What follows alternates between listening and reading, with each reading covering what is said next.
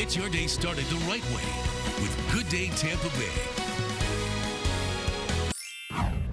Well, depending on who you ask, the ornaments are the stars of the Christmas tree. And if you want to add a personal touch to your tree, you may want to try your hand at making your own. We're joined by artist Ritu Haldar to do our own DIY Christmas ornament. Hi, good to see you. Good morning. We need to tell you, you're here with the Dunedin Fine Art Center. Absolutely. And you work in the store there, is that what you told me? I'm a contributor at the store, yes. And you say this is doable, this is easy? Easy. I could do this? You can do this. All right, now that's an example of you going overboard. Yes, me having a lot of fun. And you'll see why. All right, well, let's get to it, because let's get to it. How do we start? All right, wonderful. So we just need a few supplies and then a few steps, and this is more of a procedural idea, and then you can just change the theme and move on. Okay. So the first thing we'll do is we'll try to make a little ornament, and it's got a couple of elements on there. It's got a background, a fish, a wave, and some bubbles, and so we'll see how we get there. Okay. First things first, we need some awesome fabric from our local quilt shops.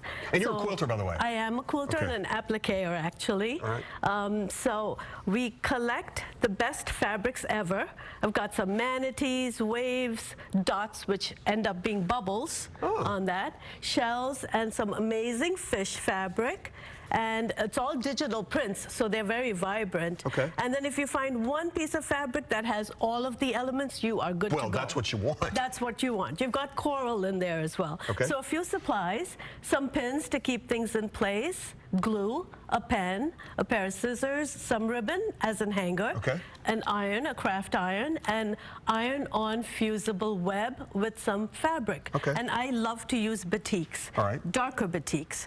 So we just cut out a square of batik fabric, and a circle is what my shape that I have chosen. So a 5-inch square of fabric, 5-inch circle.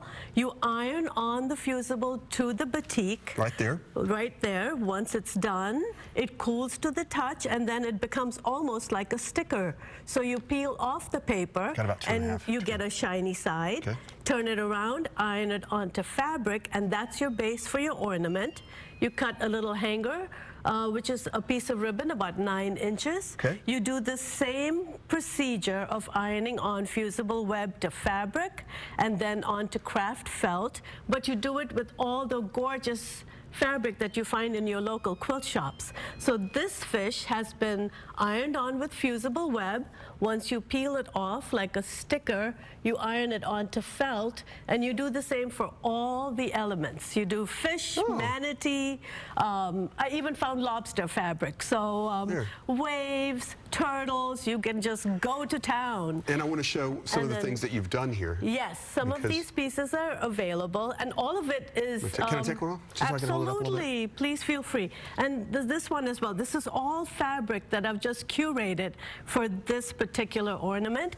Each of my pieces is individualized. I never repeat, so anybody that purchases any of my items at Dunedin Fine Art Center always gets a unique piece. So you're telling me that if I don't want to do this, I can come to the Dunedin Fine Art Center and you will have done it for me? I would have done it for you, and there's a huge variety. And a special shout out to Catherine Bergman, Nathan Beard, and Adrian Smith, who curates a gorgeous shop. And Dunedin Fine Art is a magical place to be. Gotta go. All right. Thank you for coming in. Lovely to meet you. Lovely to meet you. And you did it. You got it all in. I knew you would. I knew you would. Happy holidays. Thank you. You too. Hey, Charlie.